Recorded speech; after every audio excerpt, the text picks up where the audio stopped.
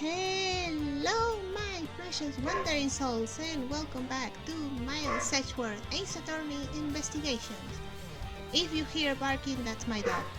He's a drama queen. Don't just ignore him. So last time, we started case 4. Case 4. Oh my God! We started case 4. Turnabout Reminiscence. We saw Bradford, Tiny Slow, Little Siska, Mini K, and a younger Gumshoe. And then Manfred von Karma. He's pretty much the same. So we are investigating a murder. Prosecutor Byron Faraday was killed, and that's case that, so that's a little sad. So we are about to investigate. So let's go. Oh God, I wonder how Kay is doing, because you know the victim is her dad. The poor kid. I completely forgot about the Bradford suit. Alright, what should I do? Window? Maybe? The window is open and there's a fresh flowery scent in the air. Oh, the flowers in the garden down there are so gross and ghastly. Do you think maybe you could try offering something useful for a change? Nope. No. That's Gumshoe for you. Well, at least there's no way someone escaped to the window, pal. They wouldn't wake up and smell the flowers after a fall from the third floor. Are you willfully ignoring the fact that there are also iron bars on the windows? So, I guess, well, this whole crime scene gives me the vibe that it was a murder-suicide, because, I mean, they're both dead, they were the only two here, but things aren't always that simple in AceAttorney games, so I don't think it was that. Lobby number 2 window. No human can climb through these barred windows. The scent of flowers is in the air. I don't know why the flowers are important, but apparently they are. Yeah, I guess there's that too. Either way, no one could get through these windows, right? They thought of everything when they were designing this car house. Very nice. Should I... What else should I investigate? TV? Or do I talk to... No, first I investigate the TV, then I talk to Bat. Whoa! What is it, Detective Gumshoe? My TV at home is so tiny compared to this one, pal. Then perhaps you should purchase a more normal-sized television like this one. Freaking rich kid! Oh, let me see here. Wow, this thing is huge! Ah. Oh God, that was so loud. My ears. And way too noisy. You're the noisy one, Scruffy. Don't touch it. You'll get your fingerprints all over it. But I didn't touch it. Preservation of the crime scene is the foundation of detective work. The foundation, huh? Sounds like something the rookie needs to shore up on. So loud TV. Why? Maybe there's a bag here? There's some stuff in the bag, Paul. I suppose this was Mr. Faraday's bag. It's probably the trial evidence I was supposed to collect from him. This is the evidence? I better not touch it. I'll leave prints on it. Ah, he's learning. Do you just not pay attention to anything you do? Well, I thought it would be something else, but or maybe it's No, I checked the table. It has a check mark. Oh wait, what's this? There are some plastic bags stacked up on the table. I'm trying. It's kind of hard. I'm trying to do my Edgeworth voice, but at the same time, I'm trying to make him sound slightly younger, and it's not coming off right. There's a t-shirt too, but there doesn't seem to be any sign of a disturbance. I'm doing also the same with Francisca, but I think it's great. The result with Francisca is better because that's a more high-pitched voice. Gumshoe's pretty much the same. Yeah, the tables all neat and tidy. Neat and tidy table. The t-shirt and plastic bags on top of the table are completely undisturbed. But if there was a struggle, then why is everything here like untouched, like undisturbed? Yeah, I'm assuming they fought. Maybe they were super quiet in the scuffle.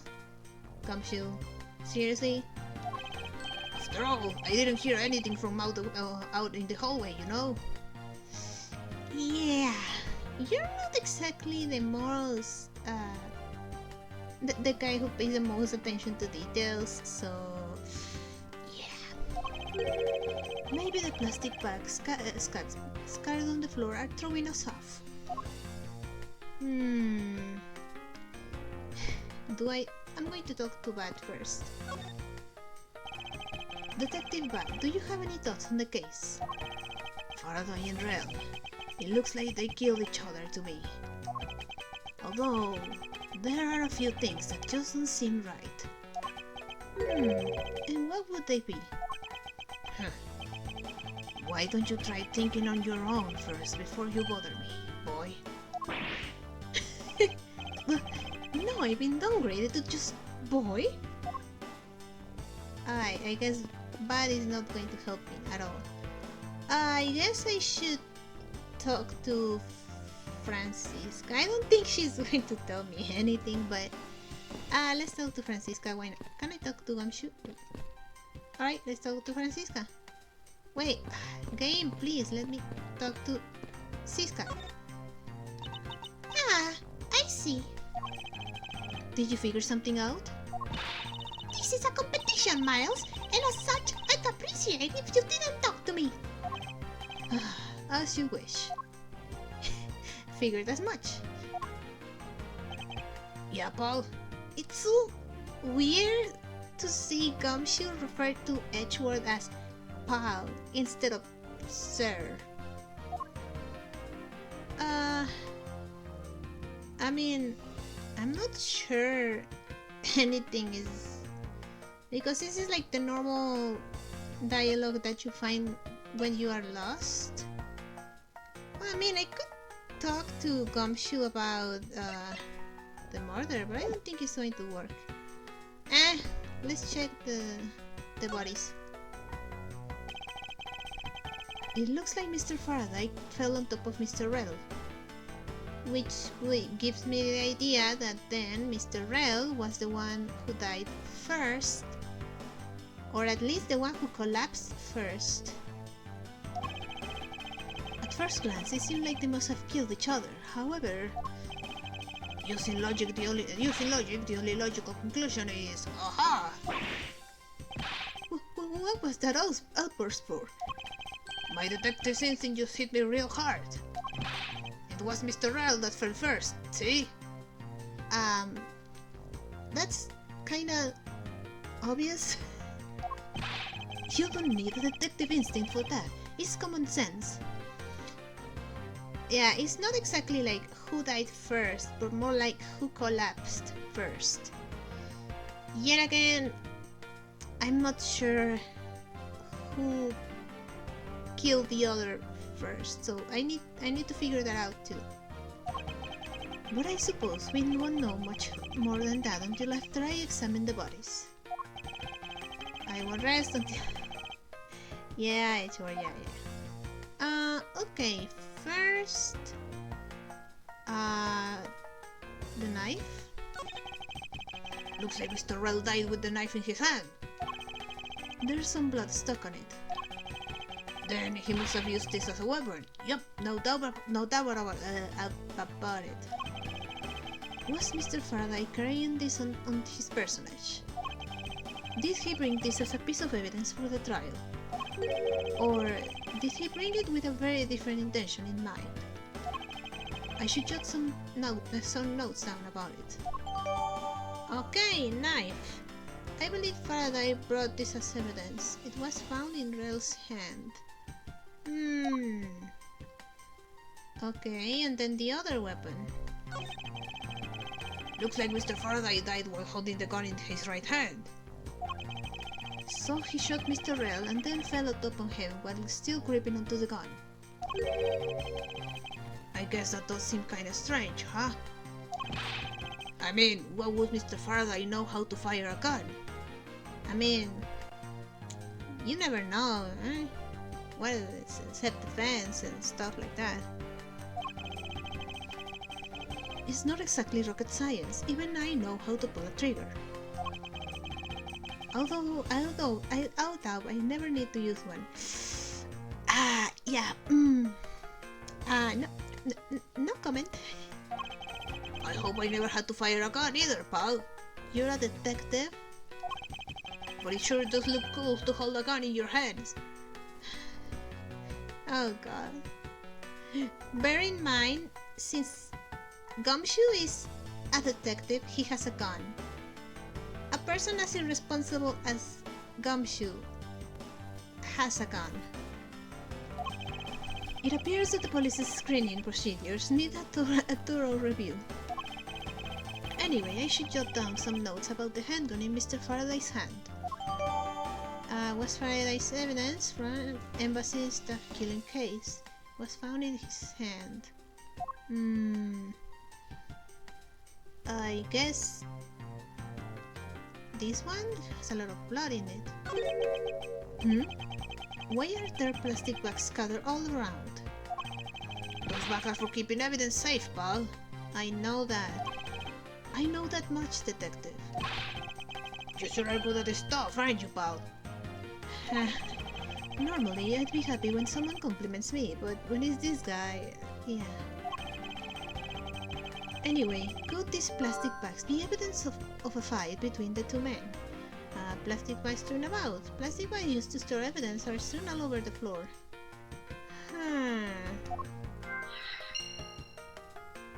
Wait, I just noticed something. Faraday's hand.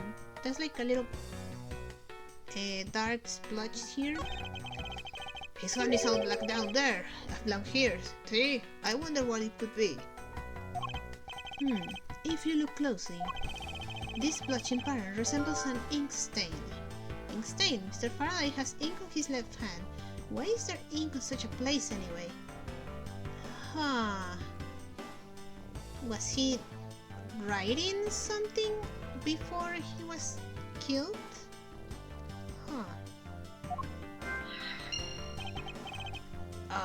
Ink stain? Yes, I usually get ink on my own hand when I use my feather pen. Feather pen? A feather pen? I've never seen one before. Sure you aren't just making it up, pal?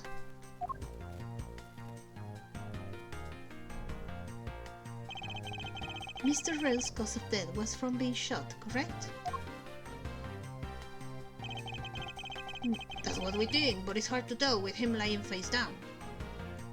If the forensic team already took the pictures, maybe we can move the bodies to see if there's more?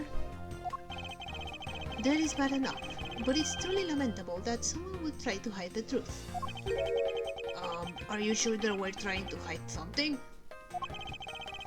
I can't confirm Mr. Rell's cause of death with his body positioned like that. Detective Bat, I'd like to examine the bodies in further detail, if possible. What's this? You're not able to form a theory with them the way they are? Francisca, we need more details. I believe an examination of the bodies is vital to finding the perfect evidence, don't you? I suppose you do have a point. Well, hurry up and get on with it. Labby, Yes, sir. We've taken enough photos of the scene, sir. And there you have it.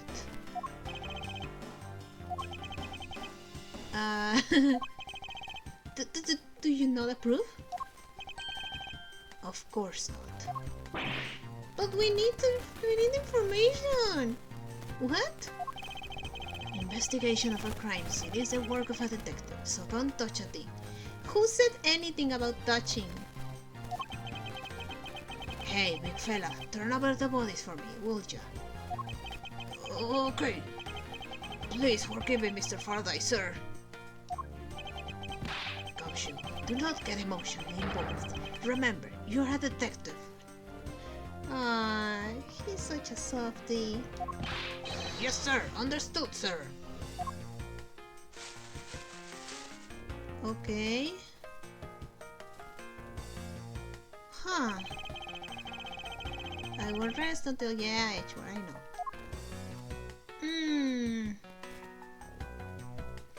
Okay, let's start from the top. So, the wound. Shot in the chest. It takes some guts to fire a gun in a courthouse. I mean, I've been a detective for a whole week and I still haven't fired a single round yet. And hopefully you won't. Ever. There aren't any burn marks on his clothes. That must mean it wasn't from point blank. Wait, burn marks? A round grows very hot as it is discharged from a firearm. Therefore, burn marks are usually left when a shot is fired from point blank range. Wait, if they were fighting, if they were fighting each other, shouldn't there be shouldn't there be a burn mark in his chest, on his chest? Because I mean, if they were fighting, then the shot could have happened really close for them to follow on each other like that. Huh. Ergo, Mr. Rell must have been shot from at least a yard or two away. But that's not possible. Huh. A bullet that killed Rell was fired from a few yards away. But that doesn't make any sense, because if this is the crime scene, this room is not a yard long. You sure do know a bunch of neat stuff for your age, pal. Apparently, this detective has as much common knowledge as your everyday marsupial. I guess... maybe... let's check his wound first. There's a knife wound in his chest, see? I mean, here, see? I wonder if the wound matches the knife Mr. Rell is holding. Lobby. Yes, sir. Verify now, sir. Make it quick. From the look of things, one could deduce that the knife Mr. Rell is holding is what killed Mr. Faraday. Huh. Oh, I thought we would get some evidence, but I guess not. What is this fancy pen? Oh wait, he had he had ink on his arm. Maybe it's from this pen? There's something in his breast pocket. It's a fountain pen. The fountain pen in Mr. Faraday's pocket has an especially nice nib. So the ink on his hand is from this, I assume. Hey, you know, I always keep a pencil behind my ear. It's because Detective Bud is always telling me you should always write your name of everything you own. Oh, I thought it was for taking notes from crime scenes, you know? Yes, somehow you do strike me as quite a forgetful individual. Let us now try to understand how the two men died. First, Mr. Faraday took the gun and the knife out of today's trial evidence. Then he aimed the gun at Mr. Rell and fired. However, Mr. Rell managed to grab the knife and counter Mr. Faraday while being shot. Then the two men fell together where they stood. That is my theory, in any case. What a crazy way to go! Still, something about that explanation just doesn't seem right. Huh. Yeah, there are a couple things that I'm not sure about, but maybe it's because I have to do the logic thing. I believe now I have a firmer grasp on what happened here. I don't know. I guess... Wait, can let me check something. I already checked this area early, but it never hurts to take another look. Can I somehow deduce something from the fountain pen? You should always write your name, blah blah blah. Oh, I thought... Or maybe I need to do logic first and then I can... Alright, I thought I would, like, if I deduce something from the pen, they would like, oh, do you have anything connected to that? And I would point out the hand, but guess not. Alright, so I'm pretty sure it's the ink stain and the fountain pen. Makes sense, of course. That splotch of Mr. Faraday's hand. I wonder if it might be the ink from his fountain pen. Oh, let's ask the left guy. Detective Gumshoe. I confirm that the substance in Mr. Faraday's hand is the ink from his fountain pen. I see. Good work. Ah, you know, I've always wanted to say that, even if it was just one time in my life. If Mr. Faraday wrote with his fountain pen in his left hand... Wait, that's right!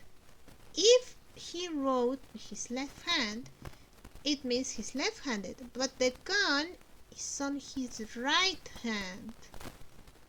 Unless he's ambidextrous, but usually characters in these games are either left-handed or right-handed, so I don't think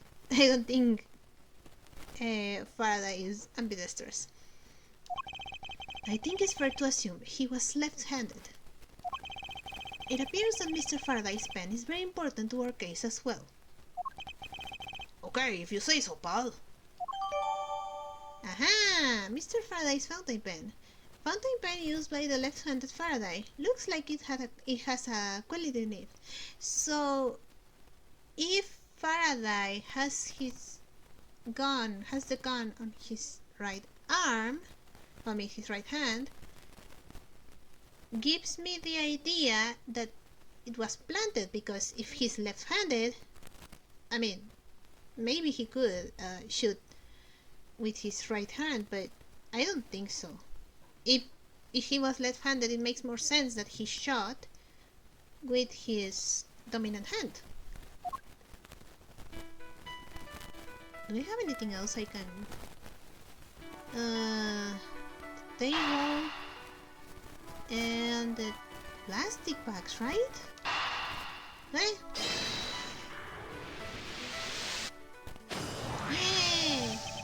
There is a very tidy pile of plastic bags on the table. And yet, a portion of them would wound up scattered on the floor as well. It's not likely that the ones on the floor were knocked over during a struggle.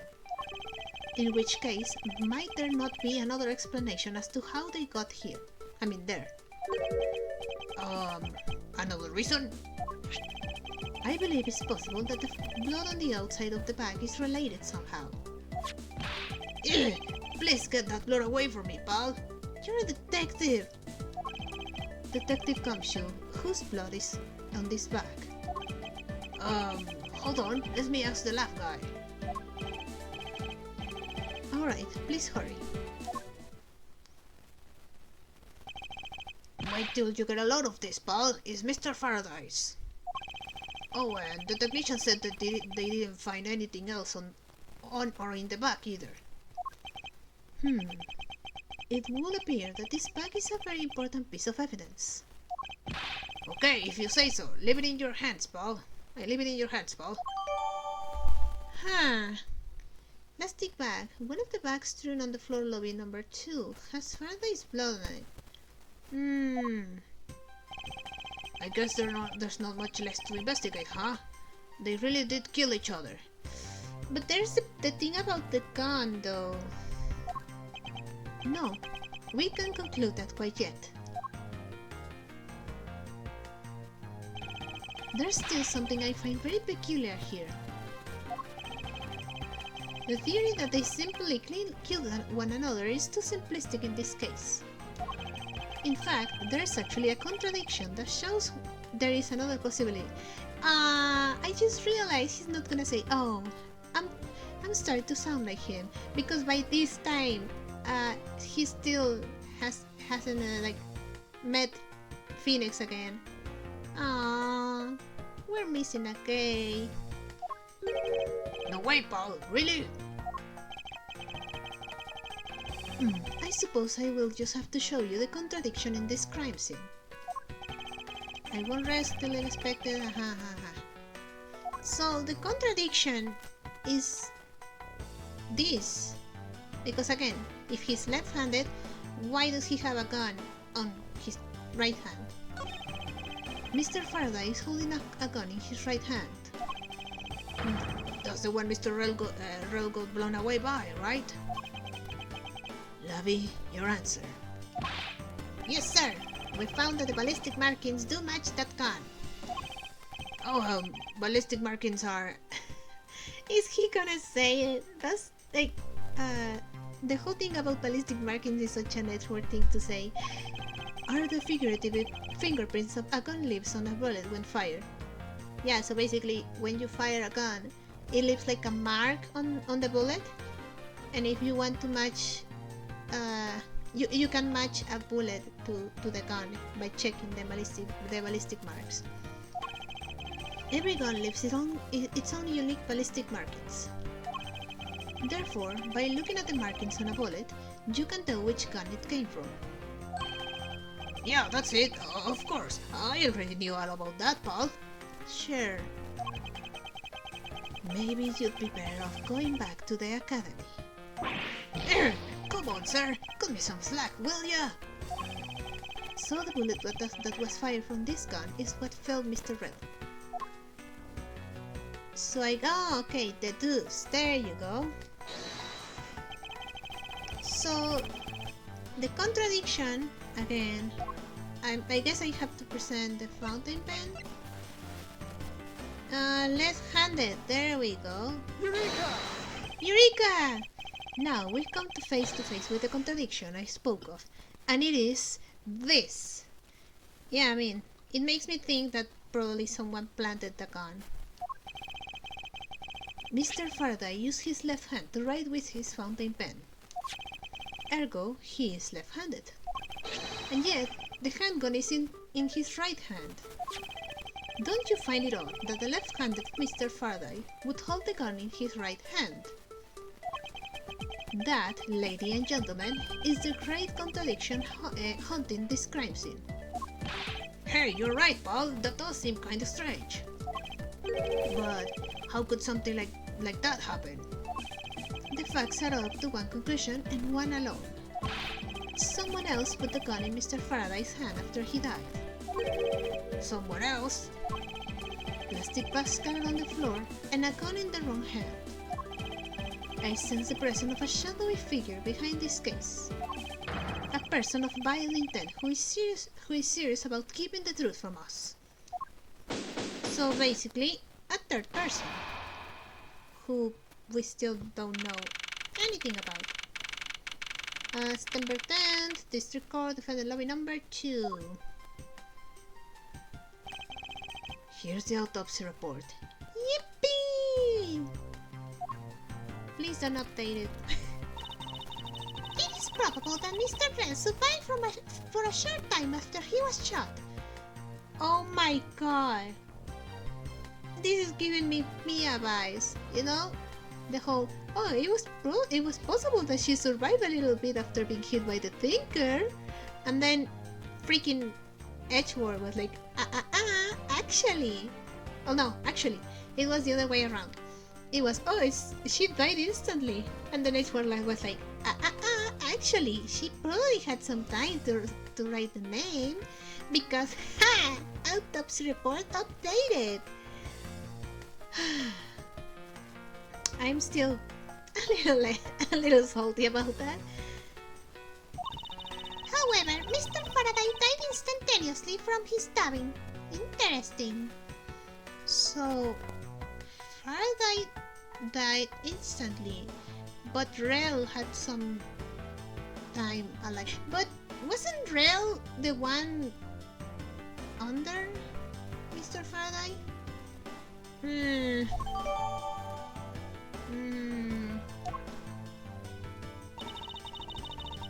It looks like we don't know everything we need to know about this case. Are you sure we know everything? Of course. The incident began when Mr. Faraday attempted to get his revenge. The prosecutor went into a rage from being accused and tried to kill the defendant. But the defendant fought back and they ended up killing each other. It's all very clear and simple. There is absolutely no margin for doubt. Do you really believe that to be the truth? Huh! Are you saying that just because I figured out the truth before you, that you don't want to believe it's true? Ugh. It's alright. If you disagree with my argument, then prove me wrong. Well, if there are any contradictions to be found, that is. Don't worry, I will. What happened? Mr. Faraday's death was instantaneous, while Mr. Rel survived for a short time. From this, it is obvious that Mr. Faraday died after he shot Mr. Rel. And Mr. Rel, while on the brink of death, stole Mr. Faraday's knife and stabbed him. Those are the facts of this case. Mr. Faraday's death was instantaneous, therefore he must have attacked first. Proving that logic to be false is probably the fastest way to show her that she's wrong. In that case, I should first look for any holes in her theory. Okay, I think I know what to do. Instantaneous, special time. So after he shot Mr. Rel, Mr. Rel went in the bed, stole Mr. Faraday's knife and stabbed him. Hold it? Hold it! So you believe that the dying Mr. Rel stole the knife from Mr. Faraday? Mr. Rel became desperate that he did not want to die. Human beings can do amazing things when they are put to the test. So the two men struggled. And in the end, Mr. Rel was able to grab the knife and stab Mr. Faraday. The messy The messy condition of this room is a testament to their struggle. Yes, my logic is perfectly sound. Can you really say that it's perfect? What are you insinuating? Nothing. However, I can let what you said slide by without further inquiry. One must be clear and precise. So, if you could append that statement to your testimony. Fine. They struggled, and Mr. Rel used the last of his strength to counterattack Mr. Faraday.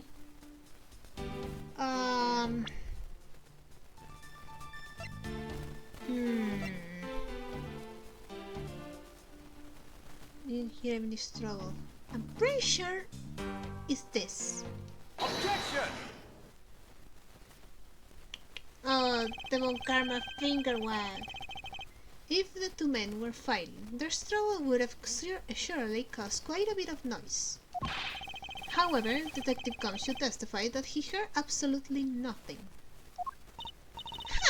You place too much faith in a detective's testimony, you know?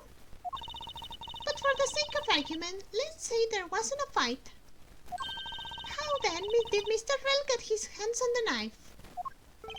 Mr. Faraday's bag was sitting right there in lobby number 2. is not hard to imagine that perhaps Mr. Rell saw a chance and took it out at some point. So, what you're saying is this. Mr. Rell took a chance when he saw the opportunity and took the knife from the back. And then Mr. Faraday shot Mr. Rell after being stabbed. Isn't there something strange in Francisca's statement just now? Yeah, something is off. Wait, something doesn't add up. Oh, really? It's simply not possible for Mr. Faraday to have shot Mr. Rell after being stabbed.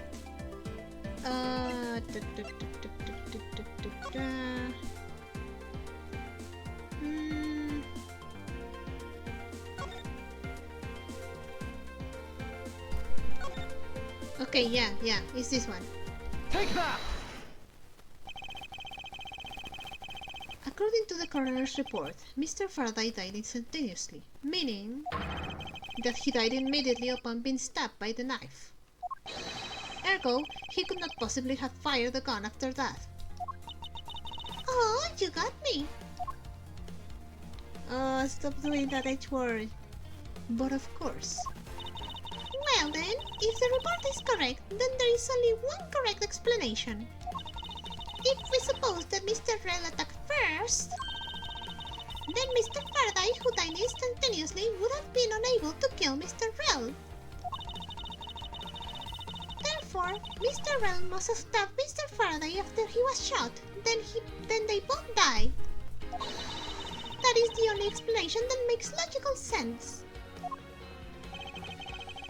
Negating your opponent's ideas in order to prove your own theory. I see you've been studying, Francisca. I just wanted to explain it to you as simply as possible. Before you foolishly propose a foolish theory that only a foolish fool like you could. How naive of you to believe that only your opinions are valid. And still expect me to discover the truth that the crime scene offers you. Francisca, you've still got a ways to go. What are you talking about? Are you saying there's a flaw in my logic? Mr. Faraday died instantly. And the fact that he did is what gives rise to the contradiction in this scene. The contradiction here in this crime scene is the order of defense, the order the bodies fell, the evidence back location. The order the bodies fell. Let me get this straight. What you're arguing is this. Mr. Faraday took the gun from his evidence bag and shot Mr. Rell. Then, the wounded Mr. Rell found an opportunity to take the knife and strike back. Upon being stabbed, Mr. Faraday died on the spot, and Mr. Rell died thereafter. If that's the case, then how do you explain this? Take a good look at the order in which the bodies are piled. No! Mr. Faraday's body is lying on top of Mr. Rell's. Therefore, Mr. Rell must have died before Mr. Faraday. Impossible! Yes, I agree that it seems strange, no matter what angle you approach it from. Which means that the real mystery behind this crime scene is almost still, I couldn't even read it. No, not so fast, Mr. Miles Edgeworth. What now? I simply think that you ought to think a bit more outside the box. What are you, Mia? And that is even clearer now that the incident started with Mr. Faraday's murderous intent. She sure bounced back quickly. An explanation won't be enough this time. It's going to take some very decisive evidence to prove her wrong. Okay, what happened? Part 2. Electric Boogaloo. Okay. It was just chance that Mr. Faraday's body fell on top of Mr. Rell's. The two bodies fell into a pile, which indicates that they attacked each other at the same time. It really doesn't matter if there's in the slightest that they fell in the opposite order. I just know that Francisca's explanation isn't absolutely correct. All I have to do is find a hole in her logic. I think I know. Once I do, I can then present her with the evidence that proves the contradiction.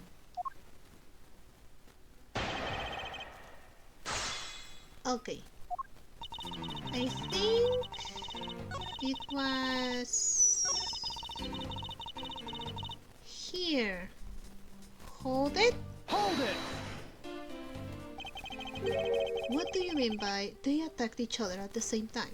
I assume Mr. Faraday had the two different weapons in his hands. He made to attack Mr. Rell while holding both the knife and revolver. And then, after Mr. Faraday fired the gun, Mr. Rell grabbed the knife as he was falling and stabbed Mr. Faraday.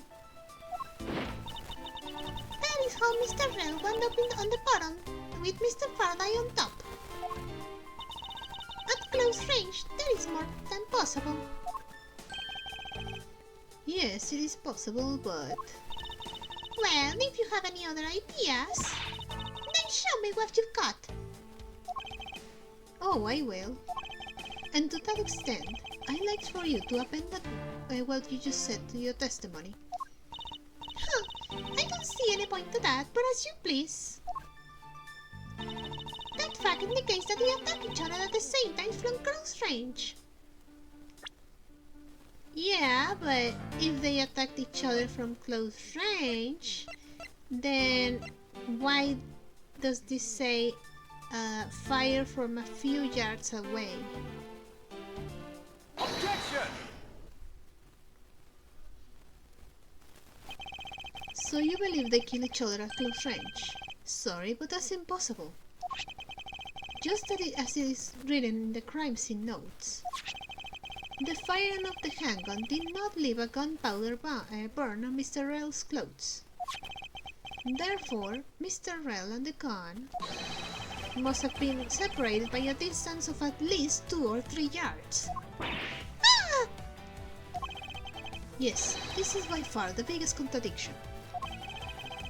There should be burn marks on the victim's body. Well, on one of the victim's body, but there aren't like burn marks at all. So it wasn't from point blank. So it makes no sense. The two bodies are piled up on each other, yet the gun was fired from a distance. And with there being no chance that Mr. Rell moved that far after being shot, that leaves only one possible explanation. What a completely foolish line of foolish thought from a thoroughly foolish fool. If I'm not right, then who was it that made the first move with the intent to kill, huh? Who? The person that attacked first with murderous intent, that would be Mr. Faraday, Mr. Rell. Actually, neither of them.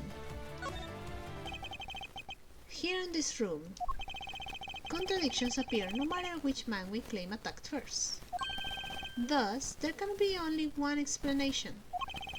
There was a third person here. Yeah, that makes more sense. Again, the order of the bodies make no sense. The point blank marks are not there, so that also makes no sense. Come on. It was that third person who killed both Mr. Faraday and Mr. Rell, and set their bodies up to make it look like a double murder. That third person is the real culprit. Some time ago I said something. I said murder-suicide. I was mistaken. Sorry about that. Miles Edgeworth, there's just one thing you're missing. Evidence, correct? Exactly. Everything you've said up until now is nothing but a story played out in your head. However, this is where the real test begins. Can you prove that there was a third person involved in this crime? Of course. If a third person was truly here, that fact will resolve the glaring contradiction. The proof that this has all been a setup made to look like they killed each other. I'll present it, and lay bare the final piece of the puzzle that is not yet in place. What is a piece of evidence that proves there is a third person involved? The plastic bag, right?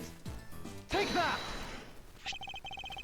The gun in Mr. Faraday's hand and the plastic bag with his blood on it. These two items point to the presence of a third person. How so? Recall Detective Gumshoe's testimony. I was in the hallway the whole time, but I didn't hear a single beep of a struggle. If there wasn't a struggle in this room, then there shouldn't be any plastic bags on the ground. Meaning that someone else must have deliberately scattered them around. Do you not see the possibility in this? Disregarding the gun for the moment, there's a high probability of blood spatter when a knife is used on a person. Yeah, exactly. Where's the blood? The only blood we found is on the bag.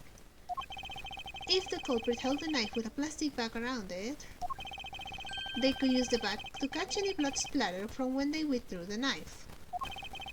Then, by spreading a few more plastic bags around, mixing the bloody one in with them, and arranging the room to make it look like there was a struggle between the two, they were able to conceal their presence. Ah! Uh-huh. Looks like we've still got a long way to go in this investigation. Yes. Objection! Whose objection was that? Oh! Hey, it's the judge! The judge has legs! That sounds so weird. What the hell's with you? What up with you, pal? Mr. Bad, I advise you to place Detective Gumshoe under arrest. What? Why? What's the meaning of this? Huh, looks like you're not man enough to discipline your own subordinates. Don't you dare. That detective claims he was here, standing in front of the door the entire time. But I have it on good authority that it was a giant lie. Eh? Miss Yu, I ask that you please explain that last statement. I'll let His Honor explain it himself. Oh, I saw it with my own eyes, I tell you. During the research, there was a period of time when there was no one in the hallway. What? See, Mr. Bath? So I ask you, why would a detective who was supposedly doing his job the whole time want to fabricate such a lie? Gumshoe, did you kill Faraday? No! Of course not, sir! It would appear that the one who set this whole crime scene up is that detective, which basically rendered his testimony a complete lie and wholly invalid. It looks like your perfect logic has just come tumbling down, Miles. I was in the hallway the whole time, but I didn't hear a single peep of a struggle. Was that statement really a lie? Detective Gumshoe, you're now a suspect in the murder of 2 men. Now spit out the truth, or so help me. I haven't lied to anyone, sir. Honest. I really was really there. I was in the hallway the whole time. Hold it! Hold it. Detective Bud, I ask that you please do not act without my permission. After all, I am the one that is heading up this investigation, am I not? Don't talk like you know what's going on, boy. All I want is for this investigation to run perfectly. Perfection is the only wish of a disciple of Von Karma, after all. Therefore, before you take Detective Gumshoe into custody, I'd like to set the record straight on something. And what's that? What should I ask Detective Gumshoe about? Motive for the murders, why he wasn't in the hallway, state of the hallway. Motive? I suppose the one thing I'd like clarified is Detective Gumshoe's motive for committing this crime? He has no motive. Motive, huh? Gumshoe, you got a grudge against Faraday or anything? No, sir, not me. Not a single bad thing against Mr. Faraday, sir. Is that a fact? Objection!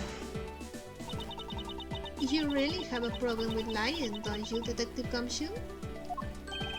I'm telling you, I am not lying. The more unnatural you act, the more suspicious you become, you know? Oops, that was my microphone. Sorry about that.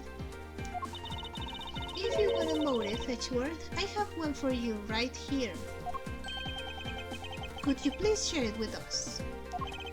However, be forewarned that I won't hesitate to object to flights of fencing, because all I'm interested is in the perfect explanation. You're serious, aren't you? Fine. You amuse me, so I'll humor you with a little courtroom practice.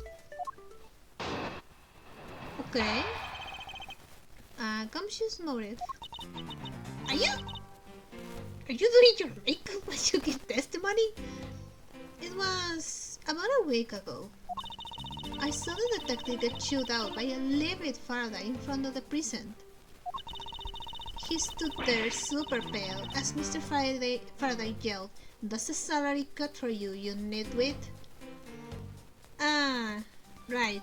I guess by now Gumshoe is not really used to having his salary cut. A brand new detective suddenly getting his salary cut. That's reason enough for a grudge. Well, how's that for the perfect explanation? You heliport forehead. You totally misunderstand me, pal. No matter how mad I get, I could never hold a grudge. Quiet. We can't trust anything you say. Sir. There's nothing wrong with the motive she proposed, per se. But there are some gaps in her logic that needs to be filled in. Misuse preferred explanation. May not be so perfect after all. I mean, at all. Okay. Was about a week ago. I saw the Faraday. She stood there super pale. The brand new detective saying the games they got. Honestly, I have no idea, so maybe here? Hold it! You called your explanation perfect. It is not to your liking? Is it not to your liking? Unfortunately for you, it's just not up to my standards. Oh, is there something you want me to clarify in that case? What should I do? Should I raise an objection? Yeah. Alright, if you could clear this one thing up for me. How Mr. Faraday was killed, motive for killing Mr. Rel, Faraday and Gumshoe relation. Motive for killing Mr. Rel? I mean, in a way, the motive for killing Faraday kinda makes sense. But then, why would Gumshoe want to kill Rel? I understand Detective Gumshoe's potential motive for killing Mr. Faraday. However, what about his motive for killing Mr. Rel? His motive for killing Rel? I would know. If there was no clear motive for both of the murders, then I doubt this incident would have occurred. Wouldn't you agree? Is there anyone else who might have had a grudge against either of the two men? Or should we look into that ourselves? Oh, in that case, I have absolutely no idea. What? But that's impossible. She must know something. Wait. Can you please not stare at me like that? It makes me laugh. Everything makes you laugh. I didn't even do anything and you're already laughing away. Well, anyway, the way I see it, as long as he had a motive to kill one of the two, the crime would have played out the way it did anyway. Oh? Would you care to explain your logic? And this time, please try to provide a truly perfect explanation. Edgeworth, you're not doing yourself any favors. Perfect this, perfect that. Stop being so uptight. Is there a requisite trait for being a bon karma? Miles Edgeworth, anyone that just shut this rude woman up! I wish you both be quiet for just 1 second. Oh well, I guess I'll just have to explain it to you kids. Oh, okay. Motive to kill the man. There's no one out there with a motive to kill both Mr. Faraday and Mr. Rell. All you really have to establish is that someone had a grudge against one of the two men. Mr. Rell, who happened to be there, became a witness to Mr. Faraday's murder. Therefore, he was killed out of necessity and set up to look like they had killed each other.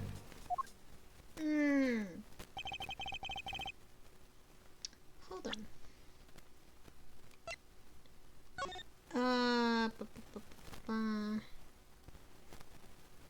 Oh, wait, right. Okay, I wonder if that's really true.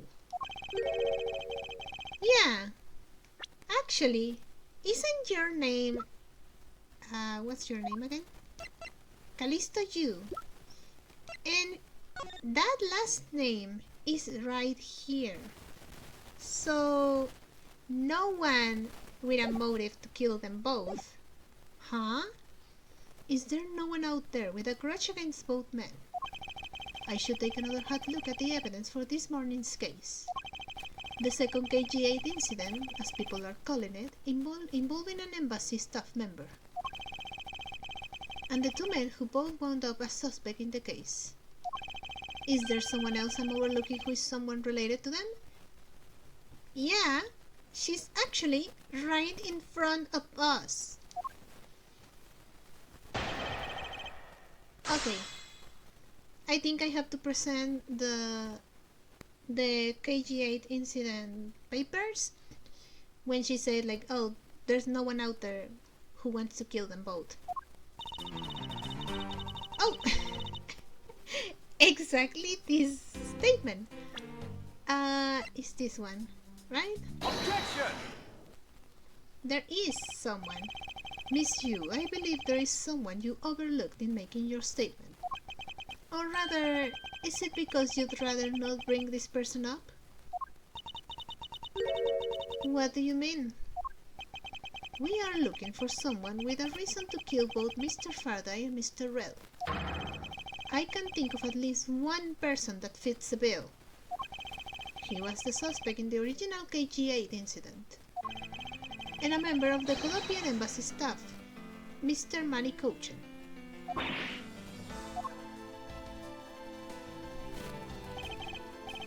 That's right, the very man who came to visit you earlier out in the hallway. The man who killed a member of the Colombian embassy staff, Mr. Rell, and the man who was the lead prosecutor of the KG8 incident, Mr. Faraday. Are you telling me that Mr. Cochin has no reason at all to kill both of these men? Well, I suppose he might have a reason or two. You cover for me, pal! Maybe you're not such a bad guy after all. Aww. Don't get ahead of yourself. You're still a suspect, make no mistake about that. The perfect evidence, the perfect testimony, these are the only things I wish to hold. But I didn't do it! You will stay under my authority and go investigate Mr. Manny Cochin for me. And remember, I will not be very forgiving should any of this leak up. Hold it. You want to investigate Cochin? You'd just be wasting your time. And why is that?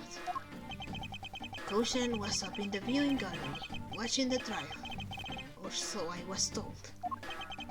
Every cop in this place has been keeping an eye on the guy since he arrived. Then the only real suspect we have is Detective Gumshoe.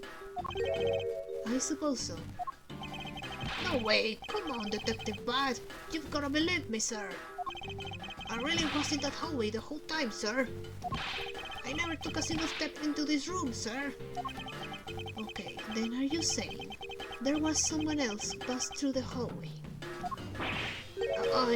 No, there was no one else, sir. Then why should I believe you didn't do it? There is one incredibly foolish detective, standing right in front of a crime scene all by himself. It is as good as a confession of guilt. I have to admit it's a bit strange. Most criminals will fabricate some sort of lie to escape their crimes.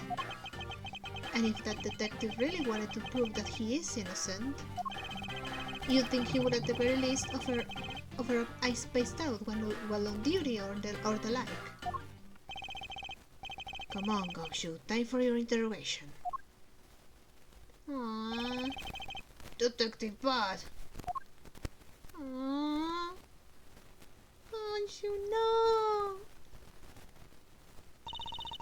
Miles Edgeworth, I will go on ahead and report this to Papa. And that, as they say, is that. Right, everyone? Ho ho ho ho! I miss Mr. Judge. Well, I suppose we should both be getting back to our real jobs now, huh? Before we do, Miss Yu, there is something I'd like to speak with you about. What is it? Do I have to? Fine. So, what do you want to ask me about? The KG8 incident. Oh yeah, because I think Von Karma said something like, oh, you're better off asking someone who was involved. And your last name is on the document, so... The current case of the murdered Colombian embassy staff member. I've heard that people have begun calling it the second KG8 incident. Only among you law enforcement types. Oh yeah, because that's a police and prosecutor thing. The defense attorneys don't do that. And what about it? I'd like for you to tell me everything you know about the original KG8 incident. I'm afraid I can't help you. I don't know anything beyond what was reported in the papers. Are you sure? No, I believe you know much more, since you are directly tied to the KG8 incidents. I'd appreciate it if you stop with the false accusations. Baseless outbursts are useless both inside and outside the courtroom, don't you know? I do, but I also know that I do have a leg to stand on here.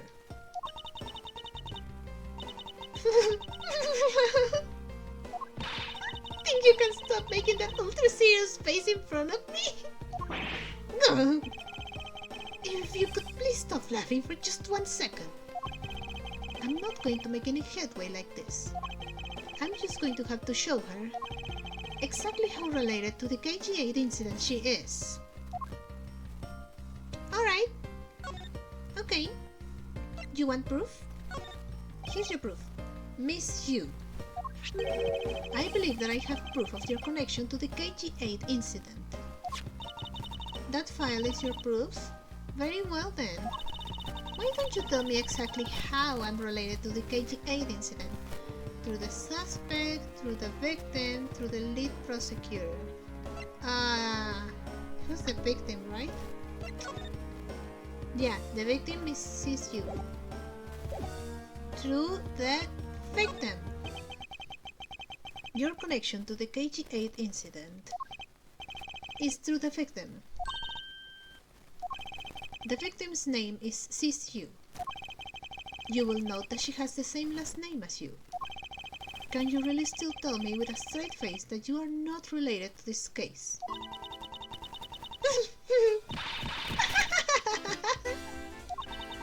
Sorry, but we're not related. Huh? What? Just kidding. You asked that question with such a serious look on your face that I couldn't help but... God damn it. Miss you, I ask that you please tell me the truth. Alright, I'll tell you everything I know. Alright, okay, finally! KG8 incident. As you guessed, the one who reported the smuggling activities of the Amano group was my sister, Sisu. As I thought. And she was killed right before she was to testify at the impending trial. By Manny Koshin.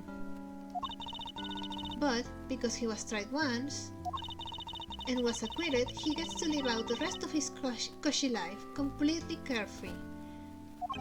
All because of a lack of evidence. No, I heard that the evidence to convict him did exist. What? I heard it from Mr. Faraday himself after Mr. Koshin's trial was over. Apparently, a man in black made off with the most important piece of evidence. Then, the evidence had been tampered with.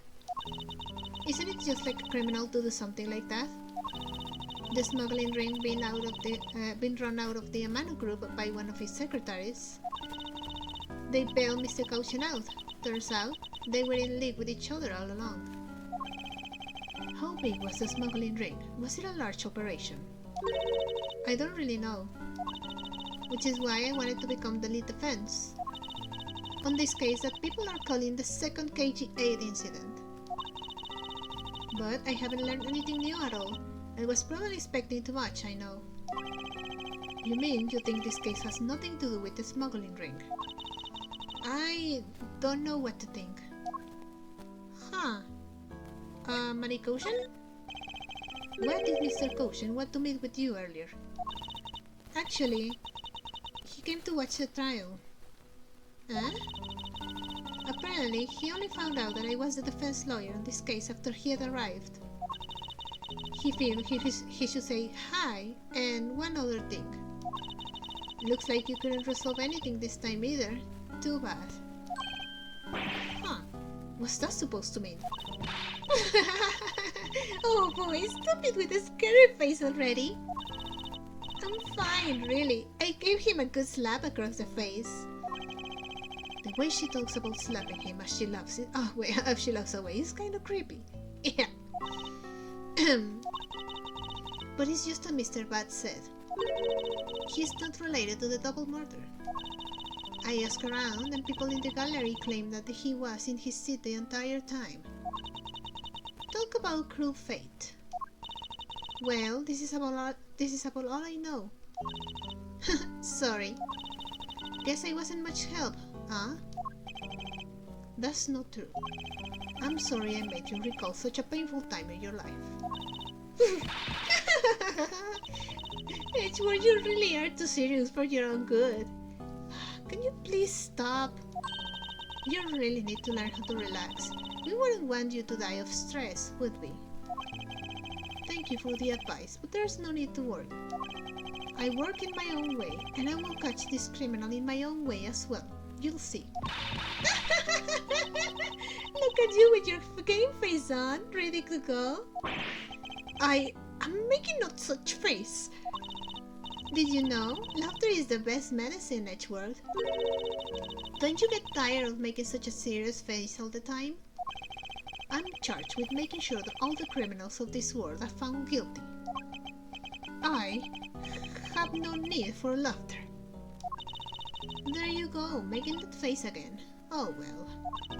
I've got to get going. I still have a few loose ends I need to tie up. Okay. Huh. The KG8 incident and this murder investigation. It is my belief that these two cases are related to each other somehow. Plus, the Detective Gumshoe. It's obvious he's lying, even though the lie is hurting his chances. Clearly, this case is far from over. But whether or not the detective is the murderer can only be determined once I've completed my perfect investigation. Mr. Von Karma, I swear to uphold your honorable name. Or my name isn't Miles Edgeworth. It makes me really sad whenever he says things like that, like, oh, Mr. Von Karma is so good, Mr. Von Karma is so amazing. It just makes me sad. Oh, okay, to be continued. Okay, good.